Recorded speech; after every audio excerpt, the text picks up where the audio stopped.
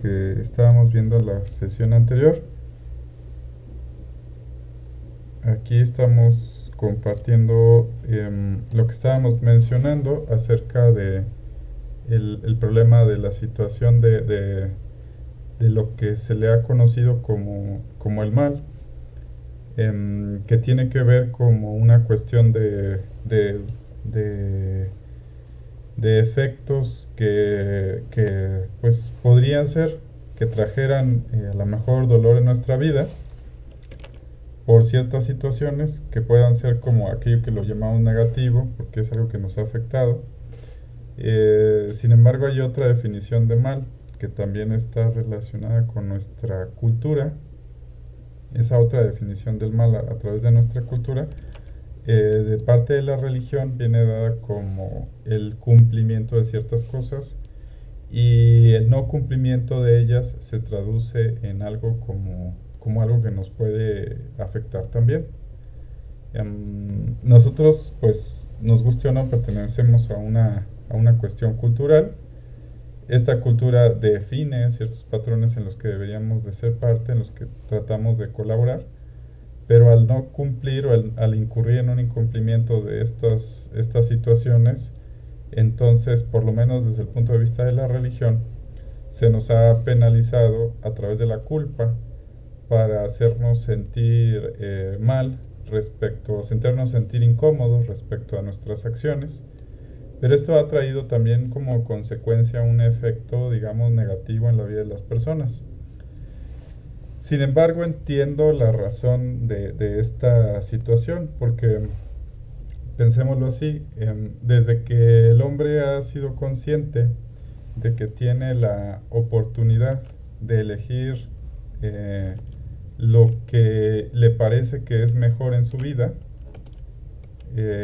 por ejemplo, en estos tiempos en los que estamos viviendo, en los que se nos da la oportunidad de tener elección sobre lo que nosotros deseamos, hemos visto cómo ha habido una especie de desarraigamiento de las acciones y de los compromisos, a tal punto de que, si bien ya no tengo tan incorporada esa culpa que me transmitía la religión, como eso que se le conoce como el pecado, pero tengo por otro lado un desarraigo al total compromiso, hasta tal punto en el que me afecta dentro de mi vida, y ya no hay nada por lo cual tengo un propósito de vida, una cuestión de elegir y de tomar acción y decisión.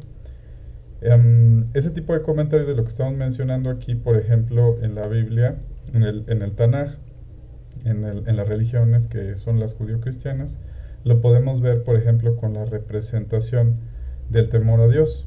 Entonces, a pesar de que ahí en el Tanaj habla acerca de que el principio de la sabiduría es el temor a Jehová o el temor a Dios, en realidad a lo que yo creo que se refiere es ese arraigo a la necesidad de cumplir con un compromiso, que en el que si uno sigue a desvincular, esto empieza a afectar toda tu vida, de tal manera que empieza a tener incongruencia respecto a tus acciones, a tus decisiones.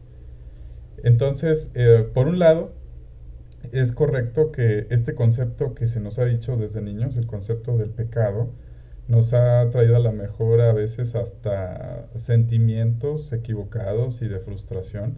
En muchas ocasiones ha hecho bastante daño esa manera de pensar, creyendo que hay un Dios que te está vigilando y que nada más está al pendiente de que te equivoques para poderte condenar o que vayas al infierno. Eso me parece bastante negativo.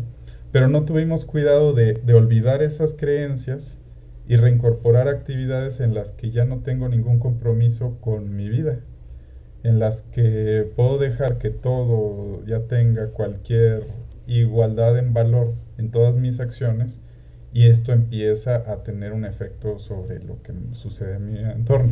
No sé si se va entendiendo. Para poder comprender un poquito esto, lo que me gustaría citar es el caso que yo he visto dentro de las actividades, por ejemplo, del tipo de la gente que se dedica a la música. Hay personas en mi círculo familiar muy cercanas a mí que se dedican a la música y precisamente un ejemplo que me citaban, ¿no? Hace mucho tiempo, me decían que cuando hacían la organización de una actividad que estaba relacionada con eso, que se supone que la gente que está metida en la música, pues generalmente es alguien que le nace y que le guste lo que está haciendo, sino para qué vas a estar ahí, ¿no? Y pese a eso, a pesar de que empiezan estas labores y actividades que tienen que ver con la cuestión de un arte en el que tú estás metido porque para ti es significativo, porque para ti tiene un valor, al parecer las personas van unos cuantos días, pero después de eso se empiezan a desarraigar o empiezan a llegar tarde o empiezan a incumplir o empiezan a tener esa falta de compromiso con respecto a lo que debía de estar haciendo porque se supone que te gusta, ¿no? Y por el contrario, me topaba la situación o recordaba la situación de cuando yo tuve la experiencia de estar en una iglesia, que estuve bastante tiempo, cuando estaba en este movimiento eclesiástico, la gente que iba ahí sentía un compromiso moral muy fuerte y eso llevó a que se completaran situaciones de construirse grupos que se dedicaban a por ejemplo, a la alabanza, a la música y eso, pero que al estar yendo con constancia, a ser disciplinados, al tratar de cumplir, al tratar de participar, pues hubo gente que empezó a desarrollar habilidades solamente por el hecho de sentir el compromiso y el deber, y que con el tiempo agarraron experiencia para el canto sin tenerla, con el tiempo agarraron experiencia para la lectura de notas musicales sin tenerla, con el tiempo sintieron la satisfacción de poder ir y dar una participación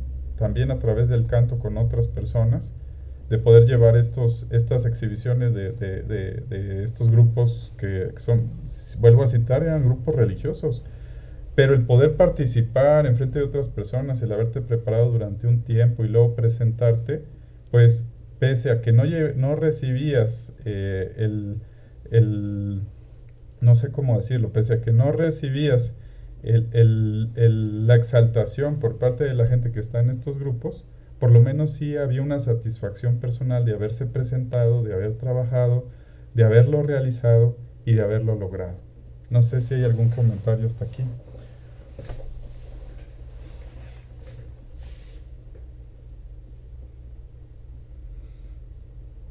No, todo bien. Entendido, muy claro el ejemplo. Más como, bueno, sí, el tema de convicción, ¿no? O sea, el dar a hacer las cosas, pues sí, por la convicción, no solamente por el simple deseo, ¿no? Para generar una disciplina, ese es el punto, ¿no? Sí, claro. En este caso, en los tiempos en los que estamos viviendo, que hay mucha libertad, lo que tratamos de explicar es que se ha quitado ese compromiso con las acciones que uno hace y hay una repercusión dentro de la vida de las personas porque se empieza a ver una insatisfacción en todas sus áreas de su vida porque no hay esa parte, si bien, como mencionaba hace un momento, el hecho de haber crecido en una cultura donde se hablaba del pecado hacer una violación contra esas acciones que se mostraban como un deber incurrir en un cumplimiento traía muchos traumas y traía muchos problemas de tipo psicológico sobre las vidas de las personas por no poderlo lograr, pues ahora tenemos un montón de traumas y problemas psicológicos por todas las personas que no están logrando en sus vidas alcanzar sus deseos y sus metas personales por esa falta de compromiso, por esa falta de participación y por esa falta no sé cómo. Sí, sí, como una, pues no madurez que alcanza, ¿no? Porque a lo que entendí, los estudiantes de música bueno, que quieren dedicarse de modo profesional, no llegan nomás lo hacen como cumpliendo esa satisfacción de, ok, ya llego así, a, digamos, momentáneamente, ¿no? Suplir esas necesidades de satisfacción momentánea. Y en cambio acá en el grupo religioso, digamos que ya tienen una meta y que empiezan a ver, digamos, los resultados inmediatos, ¿no? Porque, bueno, a mí también en la enseñanza de otras, no de música, sino de otras cosas, también les pasa como lo mismo a los estudiantes que se desmotivan porque no ven algo inmediato, pronto. Y Así es, eso es lo que estamos tratando de mencionar. En este caso, entonces, habría que replantearnos el concepto acerca de lo que le hemos llamado mal y que es nada más retomar el punto que estábamos tratando en la vez anterior, porque parece ser que más bien es una cuestión de desequilibrio en lo que estábamos mencionando como el efecto de un error, y ese error es más bien el no poner la atención adecuada dentro de lo que nosotros deberíamos de considerar para que nuestra vida pudiera tener los aportes que se esperan. Una de las cosas que podríamos mencionar, por ejemplo, es el caso de un filósofo muy importante, pero también muy tachado, que en este caso es el personaje de Nietzsche. Y él citaba este tipo de situación, esto que estamos mencionando en este momento, con esa figura de un hombre que ya no tiene el deseo de vida, ya no tiene el compromiso con la vida, sino que al contrario, más bien él lo refleja como una especie de fantasma para una metáfora en la que él lo menciona, pero en este caso yo creo que la palabra más adecuada sería como una especie de farsante. Porque cuando nosotros no tenemos un compromiso real con lo que va a ser nuestra vida, entonces en las diferentes etapas que estamos realizando, nos vamos a sentir incompletos, nos vamos a sentir frustrados y no vamos a poder lograr aumentar en nuestro deseo de vivir el querer ser partícipes, sino que como no estamos dándole forma al espacio que está en nuestro entorno, sino que solamente nos limitamos a las pobres elecciones de lo que va llegando, la consecuencia de eso es que empiezo a tomar en mi vida mejor cosas que me hagan sentir distraído en lugar de poner atención sobre mi vida. Y entonces alguien más que tenga más capacidad de habla, alguien más que tenga capacidad de convencimiento, alguien más que tenga capacidad de distracción o alguien más que me pueda ofrecer también drogas sutiles que me ayuden a que mis sentidos se disparen, aumentadores de lo que son los sabores, aumentadores de lo que son las experiencias emocionales, va a acabar tomando mis propósitos y mi voluntad. Y eso lo podemos ver reflejado a través de todas esas situaciones en las que yo ya no tengo control, por ejemplo, a través de mi alimentación, ya no tengo control tampoco acerca del tiempo que tomo para dormir o para descansar, ya no tengo control sobre los programas de televisión que veo y que no tengo limitación, etcétera. Entonces, como en mi vida no hay un propósito completo, ya no tengo control sobre mis adicciones, que pueden ser de cualquier índole, pueden ser de carácter sexual, pueden ser adicciones de tipo alimenticio, pueden ser adicciones de tipo de sustancias.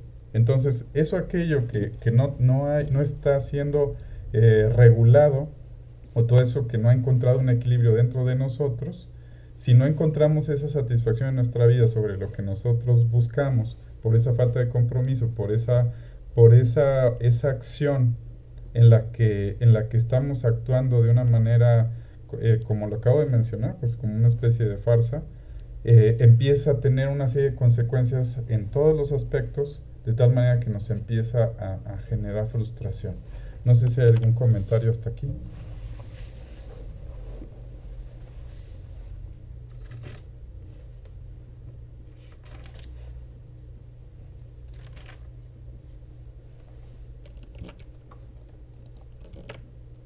Ok, parece que no. Entonces, continuando con lo que viene siendo algunas definiciones que también se toman dentro de lo que viene siendo este estudio, este mal dentro de lo que se habla en la parte de la mística judía, que le estamos llamando la Cábala, tiene una definición también. Esta definición se le conoce como el Yetzer Hara, que es la inclinación hacia el lado negativo, o hacia el lado del mal. ¿De dónde viene este concepto que se está dando ahorita en este momento?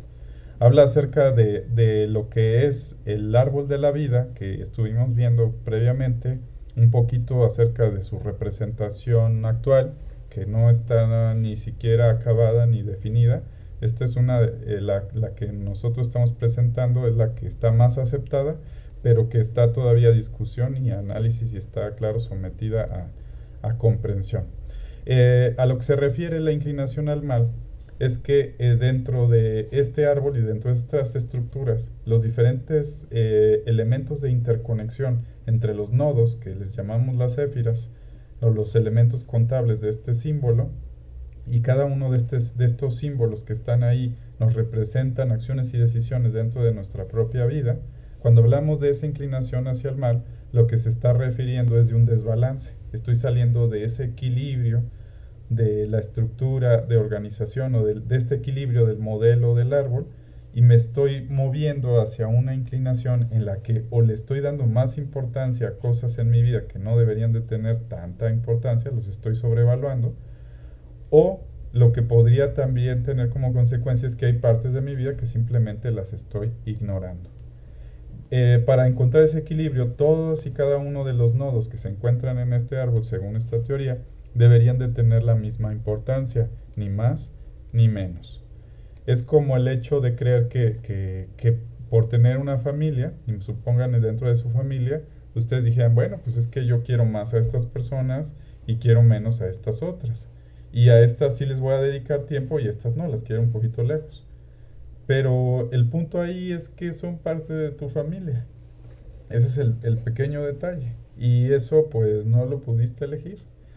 A lo mejor a veces cuando son nuestros familiares lejanos te das el lujo de poder decir, no, ¿sabes qué? Como están más lejos, pues puedo desentenderme de ellos un poco, ¿no?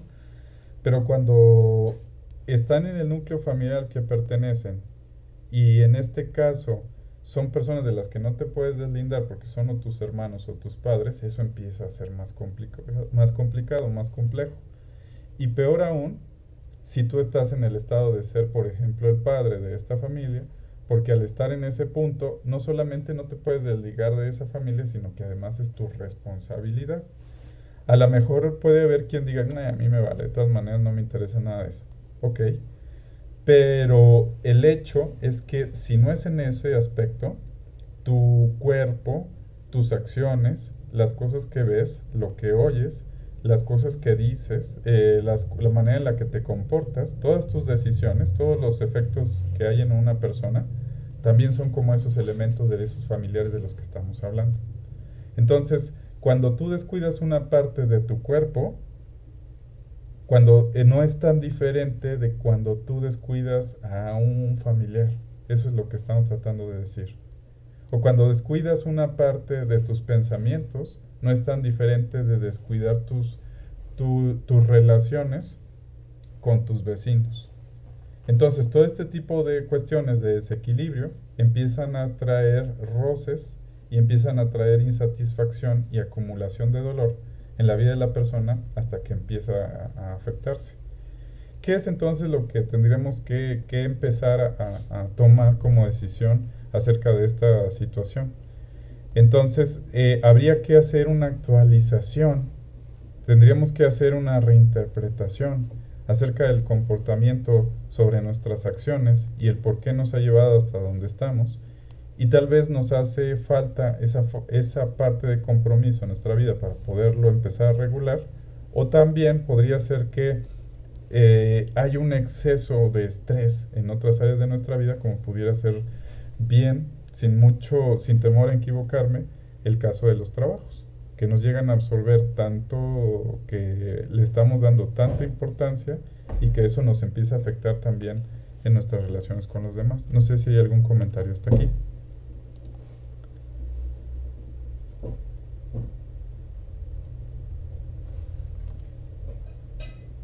No, gracias. Ok, entonces, desde en el texto acerca del jardín del Edén, se habla acerca de este problema, que se cita, cuando se habla en el jardín del Edén acerca de este problema, se cita como una situación en la que cuando vemos la representación de los personajes, que en este caso se citan como Adán y Eva, y el incumplimiento de una acción, de un deber que debieron haber realizado, y al no haberlo realizado, esto tiene una consecuencia, se hace una interpretación de un problema en el código de actualización de la vida de las personas o de la mente de las personas, pero a nivel muy profundo, hasta el punto de vista de que se genera un problema, pero desde el punto de vista desde el nacimiento, o sea, desde el ADN de la persona parece ser que ya trae ese problema. ¿Esto cómo lo podríamos reinterpretar o cómo lo podríamos también tomar?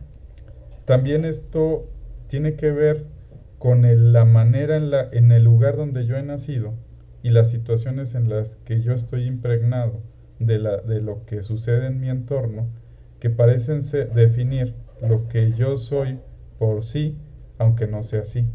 En realidad no es que yo haya nacido con ese condicionamiento genético, sino que más bien la pertenencia a una cultura, la pertenencia a una cierta condición de nacimiento, la pertenencia a ciertas condiciones bioquímicas por parte de mis padres al momento de haber nacido, la pertenencia a ciertos elementos va a marcar o definir mi manera de ser, y que esa manera de ser, al parecer, también tiene que ver con estos supuestos errores que en realidad lo que están haciendo es definir nuestra personalidad, en cierta manera.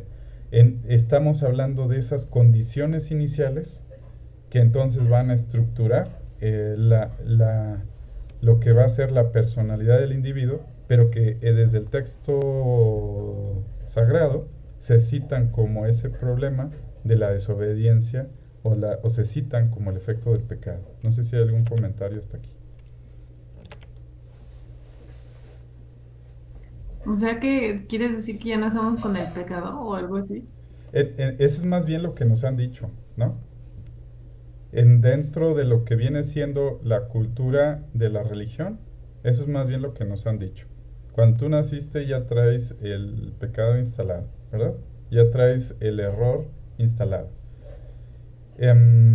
Lo que está tratando, o lo que yo estoy reinterpretando a través de este comentario, es que lo que más bien tenemos es la programación de las condiciones iniciales de la vida en tu familia a la que perteneces.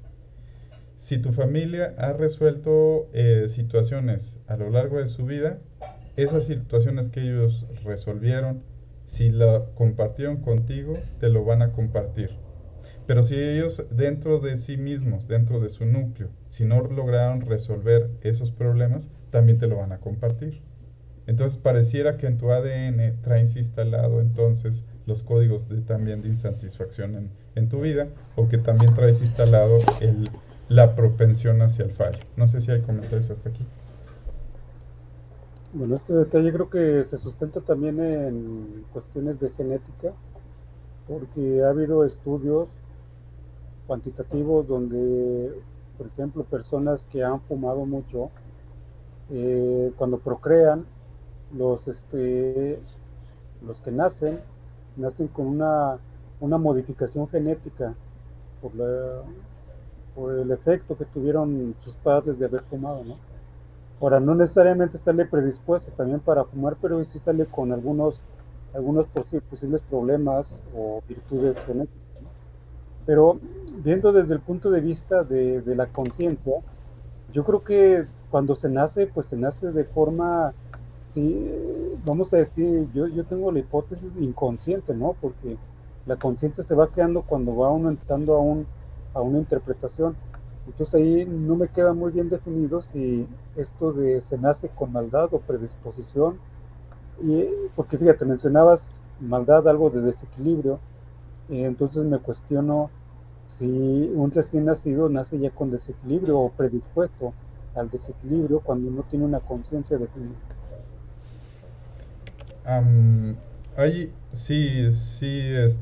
Un recién nacido no tiene el código de lo que se le conoce como el mal desde el punto de vista de nuestra cultura, porque tendría que haber conocido un montón de cosas que nosotros estamos familiarizados, que nos definimos como lo que es lo incorrecto, lo que es lo malo, y para un recién nacido ni siquiera está en ese contexto, ni siquiera tiene sentido todas esas interpretaciones que nosotros damos acerca de lo que es el mal. Pero sin embargo, sí tiene predisposición a ciertas cosas. Un recién nacido sí tiene una cierta predisposición. En ese caso, esa predisposición, ¿qué tipo de predisposición será? Y en el estudio de estos conocimientos de la mística, esa predisposición se le conoce como la necesidad de recibir, que eso se encuentra en absolutamente todas las cosas que se encuentran en la naturaleza.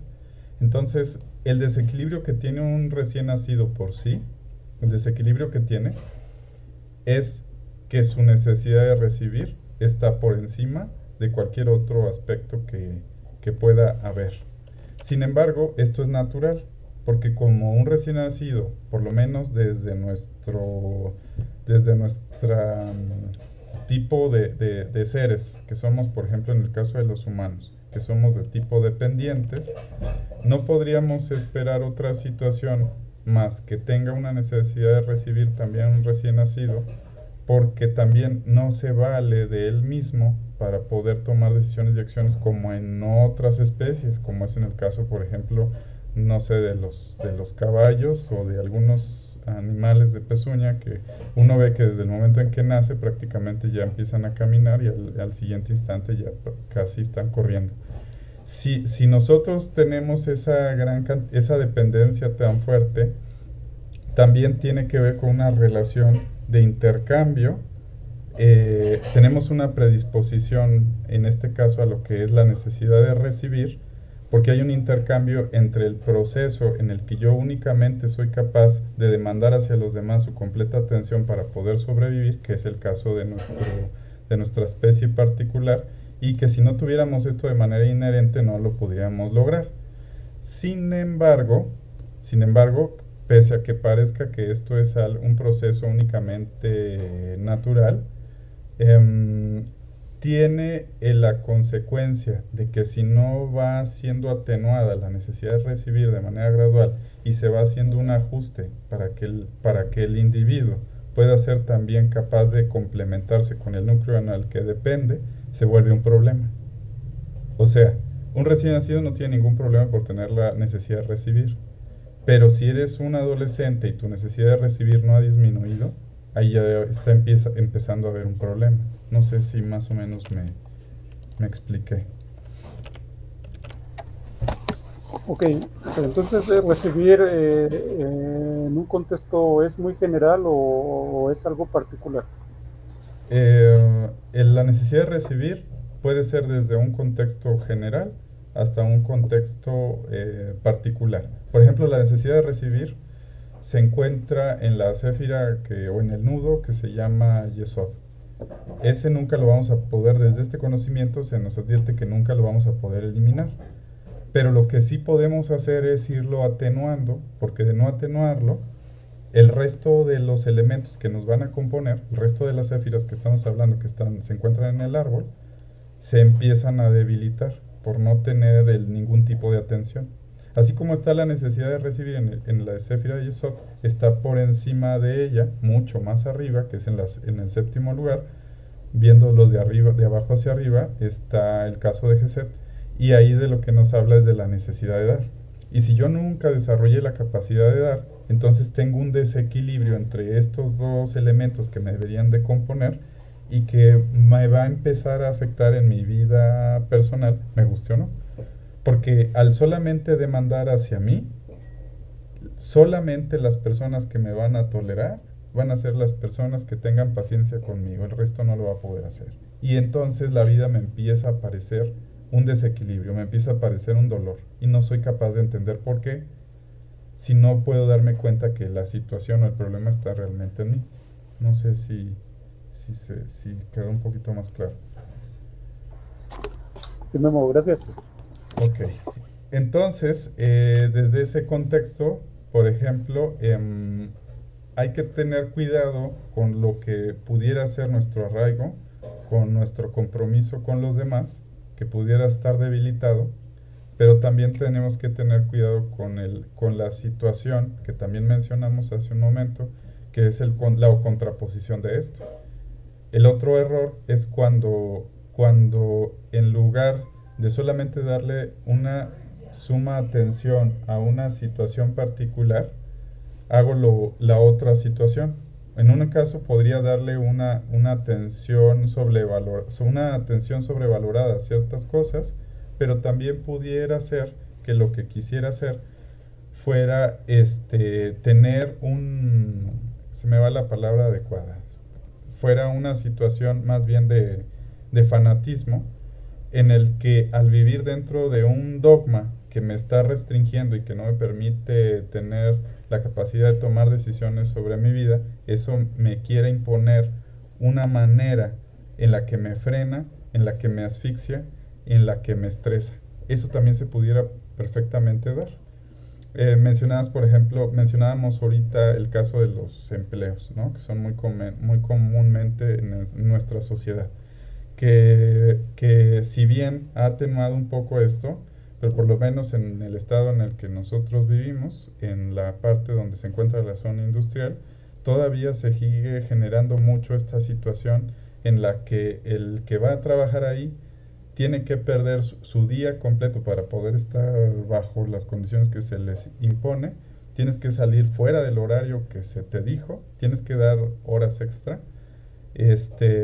tienes que buscar la manera de soportar la situación que está ahí en lugar de que estuvieras disfrutando de lo que estás haciendo. Entonces, al no poder disfrutar la labor que empiezas tú a realizar en este tipo de situación, la consecuencia es que tu estado mental no se encuentra en equilibrio y en esa situación de nuevo se recae en el comentario que se hizo hace un momento, en el que empiezas a dejar de tener la convicción del deseo de poder disfrutar tu vida y lo empiezas a intercambiar por un deseo de un distractor externo que te ayude a sobrellevar la vida, porque es un peso que no estás logrando, no se acaba de terminar el cómo poder llevar esta vida de esa manera. No sé si algo de aquí si me estoy dando a entender, perdón.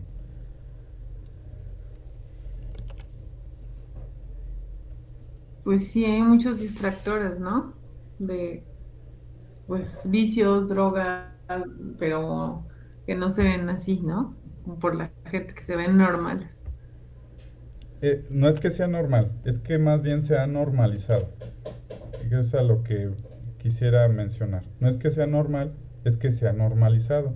Si fuera esto normal, no tendría por qué tener un efecto nocivo sobre nuestra vida, sobre nuestra salud y sobre nuestros pensamientos. Se ha normalizado porque se dice el hecho de que, mira, tú te quejas de eso, pero le pasa a 100 personas más aparte de ti, o le pasan 1000 personas más aparte de que a ti, o le pasa a 1 millón de personas más aparte de ti. Pero eso no quiere decir que sea normal. Ahí lo único que estás es normalizando y estás diciendo que porque le pasa a todas esas personas, entonces está justificado que tú lo puedas estar viviendo de esa manera, lo cual no es verdad. Hasta llega el punto en el que hay situaciones, hay medidores, incluso dentro de las labores en el tipo industrial, que suelen haber medidores para ver la situación en la que está la persona y calificar si esta no está ya en una situación de riesgo solamente por el estrés que está sufriendo dentro de lo que está conllevando ahí. Que empieza, por ejemplo, en el caso de distracción, de dispersión, de antipatía, de no tener deseo de salir, ni de participar, ni de poder colaborar con los demás, etc. Y esto no es extraño porque es un efecto que se ve desde lo más antiguo que ha habido en todas las culturas, ¿no? Por ejemplo, recuerdo el típico caso de los egipcios, citado por los antropólogos, donde se les mencionaba a sus esclavos que en esta vida pues tenían que dar todo lo mejor de ellos, pero ya que cuando murieran pues iban a ir a juntar cosas para que en la próxima vida pudieran disfrutar de todo ello, ¿no?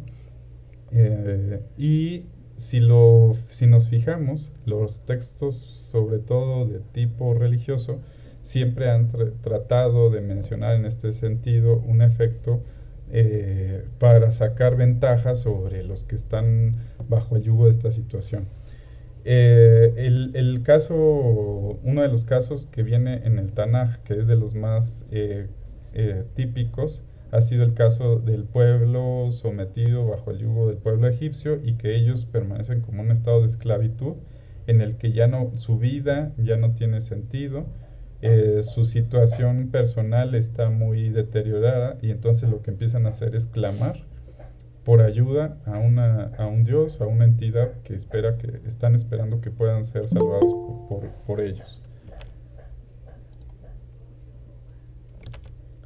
Y por otro lado, no es la única situación que se cita dentro de lo que viene siendo este comentario acerca de lo que es la cuestión del esclavismo, sino que, por ejemplo, en lo que es el texto bíblico, en lo que es la Torá, específicamente en los reglamentos que trata lo que es todas estas reglas sobre el trato de unos y con otros que menciona, por ejemplo, ahí en este caso de las reglas que da Moisés, una de las cosas que se ve es que el esclavo, pues a lo máximo, estaría sometido de 6 a 7 años y después de eso se le debe de perdonar su deuda. Y pues a mí me pareció muy interesante darme cuenta de eso porque pues no sé cuántos de nosotros tengamos una deuda, por ejemplo con el banco, una deuda con el auto, una deuda con alguna cierta situación y que pudiéramos decir, oye, si ya pasan 6 años pues ya me la perdonas, ¿no? Estaría perfecto. No sé si hay comentarios hasta aquí.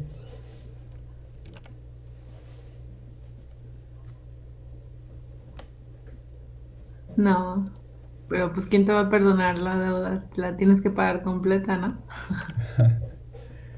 En este caso, lo que estamos mencionando es que también hay una cuestión de conciencia desde el punto de vista de un trabajo sobre nosotros mismos que deberíamos a lo mejor de poder tratar de identificar si estamos en esa situación. Aquí yo enumeré 5 puntos que me parecían importantes que me gustaría compartirles, que en este caso es primero ser conscientes de un estado de unidad como persona. O sea, yo como individuo tengo una acción que tengo que realizar o algo que debo de llevar a cabo y ser consciente de qué son esas acciones que me corresponden a mí solamente como persona. En ese estado es el estado más básico de todos y es en el estado en el que comenzamos mencionando acerca de los niños que nacen bajo esta etapa con un puro deseo de recibir. El siguiente nivel, entonces el siguiente punto sería el ser consciente de que no solamente soy yo, sino que además pertenezco a una tribu. Esa tribu le puedo llamar mi familia, le puedo llamar mi cultura, le puedo llamar la colonia donde vivo, le puedo llamar mi país. Y desde ese punto de vista yo ya también tengo una necesidad de poner tanto atención a lo que sucede fuera de mí, en todo ese medio, como la atención que ponen ellos en mí. En el tercer punto sería hacerme consciente de que no solamente soy un individuo y que pertenezco a una tribu, sino que también, además de eso, pertenezco a un tipo de especie particular, a lo que lo conocemos como los humanos. Entonces no me identifico con el resto de todas las especies porque en particular, aparte de pertenecer a una cultura, también soy un ser humano y eso me define respecto a mi manera de pensar, respecto a mis labores, respecto a mis acciones, etc. En el siguiente punto, lo que sería el ser consciente de que así como mi especie es una especie viva, pues hay más especies vivas como los animales, hay más especies como lo que son las plantas, e inclusive se ha demostrado que hay memoria dentro de los materiales. Pese a lo que uno pudiera creer, los materiales también registran memoria. Y por último, y no solo memoria, estrés. Y por último, es hacerme consciente de que no solamente pertenezco a una condición de ser vivo, sino que también hacerme consciente de que pertenezco a un elemento de esta realidad. En ese punto me desarraigo cada vez más de mi definición como individuo y me voy tratando de acercar más a la generalidad o a la globalidad. Eso también tiene que ver con el pensamiento o con el estado de conciencia que estábamos hablando en las reuniones anteriores, que se va viendo en el árbol de la vida y que va cambiando conforme me voy moviendo desde el nivel más bajo hasta el nivel más alto. No sé si hay comentarios hasta aquí.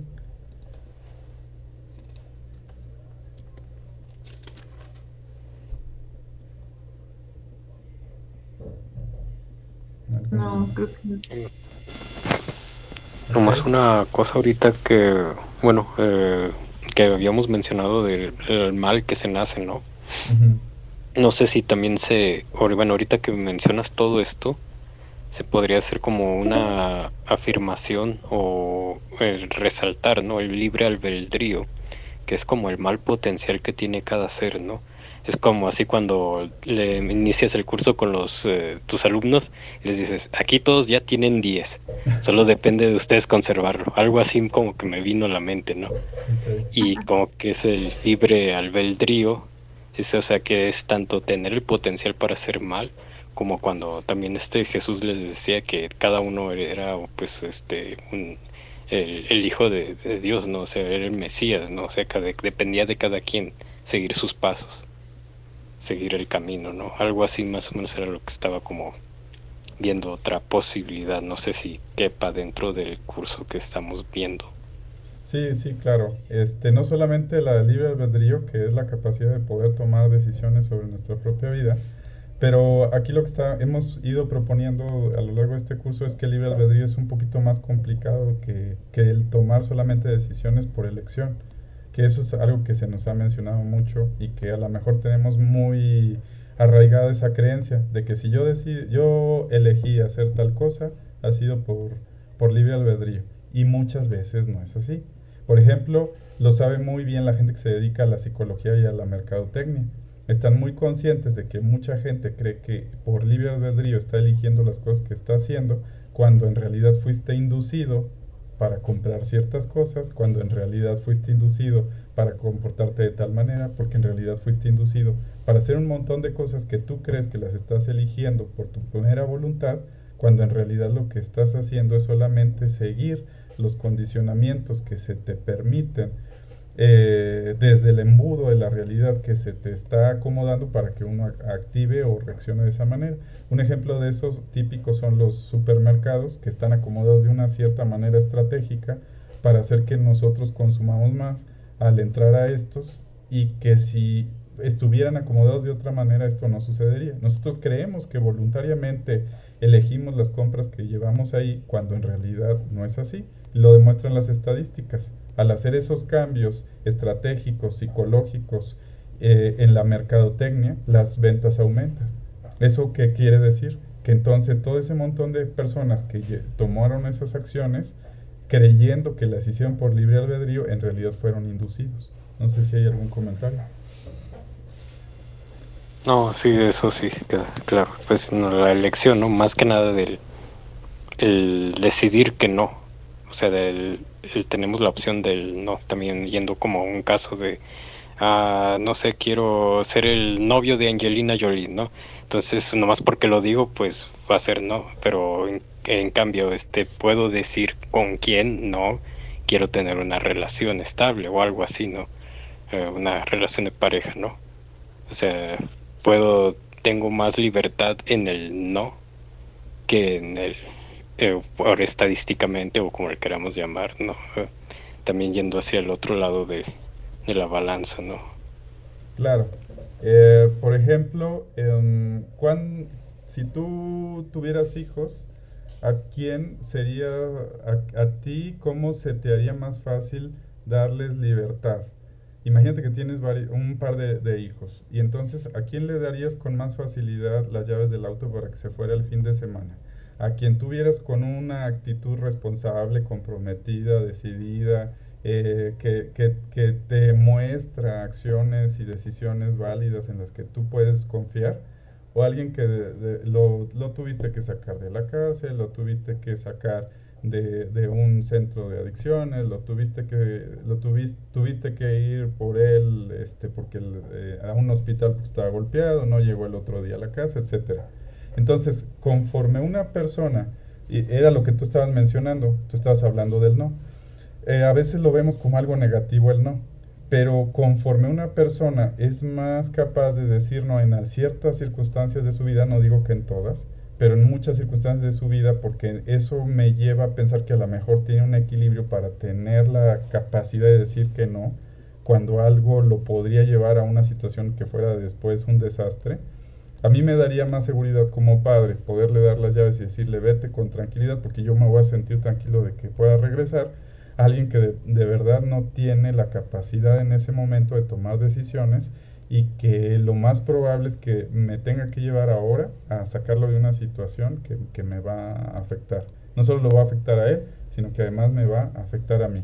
Entonces parece que fuera algo como negativo, se nos ha incrustado mucho eso de negativo, de que las reglas y que las acciones no deberíamos de estar ahora, no me refiero en todo, por ejemplo en la religión no estoy diciendo que eso sea así, al contrario, en la religión se fomenta el hecho de la limitación, pero en la cultura en la que estamos actualmente se nos trata de decir lo contrario, ¿no? Que en este caso pues no es así.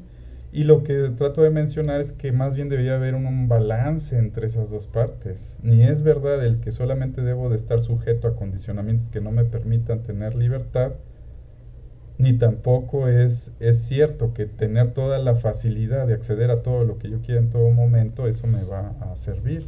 Eso también me va a limitar en mi vida. No sé si hay comentarios hasta aquí.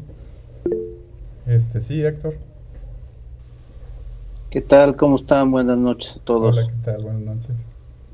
Mira, ahorita que yo estaba escuchando, digo, entré un poquito tarde, pero bueno, un poco que he escuchado, estaban hablando sobre el libre albedrío.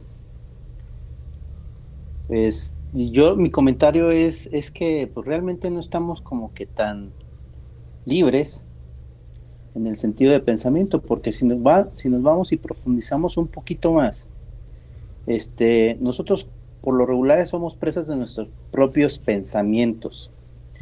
Y aparte de eso, culturalmente, entre otras cosas, nosotros siempre venimos arraigando lo que la familia o lo que la gente o la sociedad, a través de los pensamientos de ellos o de las doctrinas que ellos manejan, nosotros estamos actuando inconscientemente de todo lo que nos rodea.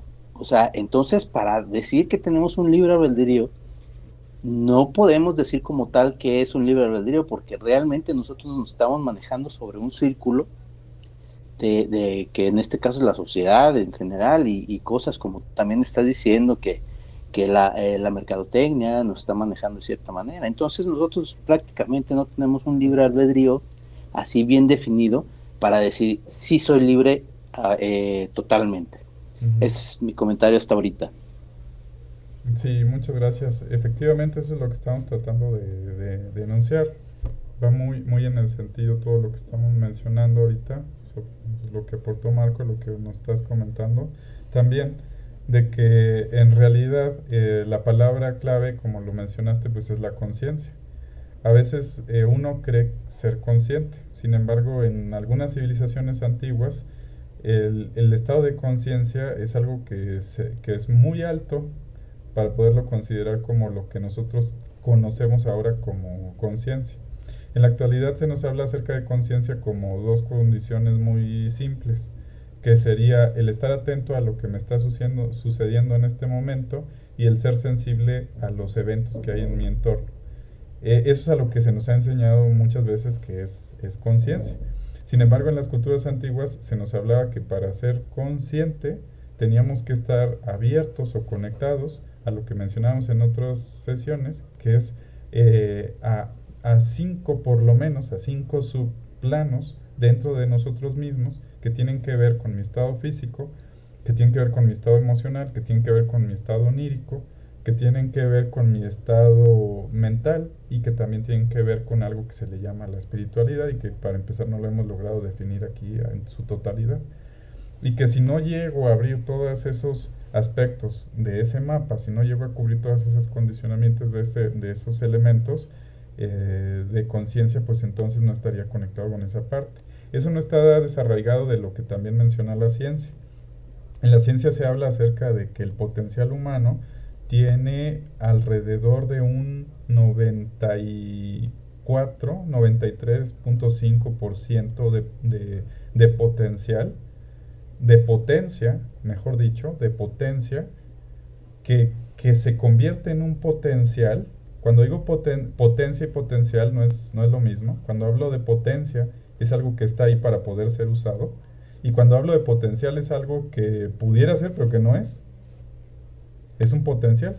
Pudiera ser, pero no es. Y cuando hablo de potencia es que está ahí y que puede ser utilizado. Ese 93.5% de esa potencia que está ahí que no la puede utilizar, no es que no pueda tener acceso a ella, siempre está ahí. Es la que me permite respirar, me permite pensar, la que hace que mi corazón lata, la que lleva los procesos digestivos, etcétera. Y además esta potencia me podría ayudar para una serie de procesos extra más que pudiera hacer. Pero de nuevo vamos al mismo ejemplo de lo que acabamos de mencionar. Como no somos conscientes de nosotros mismos, que es parecido al ejemplo del hijo que no es capaz de tomar las decisiones correctas, pues entonces se le limita esa capacidad del 93.5 y solamente nos resta el poder utilizar el 6.5%. Perdón, creo que no me dan las cuentas, bueno, ya no sé si están correctas o no, creo que es el 6.5%. Y de ese 6.5%, solamente ese 6.5% quiere decir las dos cosas que acabamos de mencionar, que es el estar atento a los eventos que están sucediendo y sensible a ellos.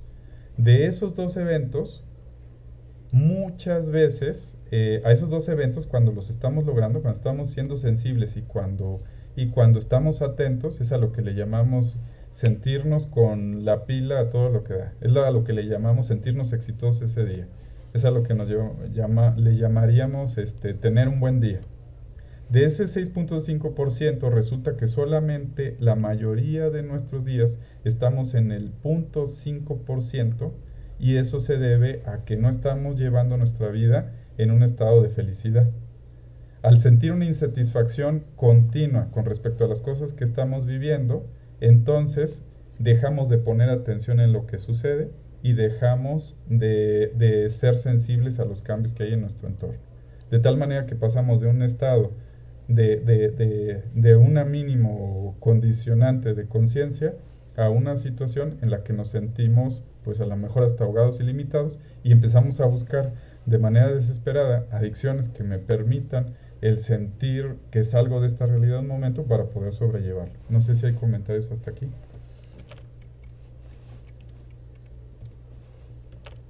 Pues sí, eso está en todo, en la comida, en lo que vemos, en todos los sentidos los podemos tapar con cosas, ¿no? Con la vista, con la tele y etcétera, ¿no?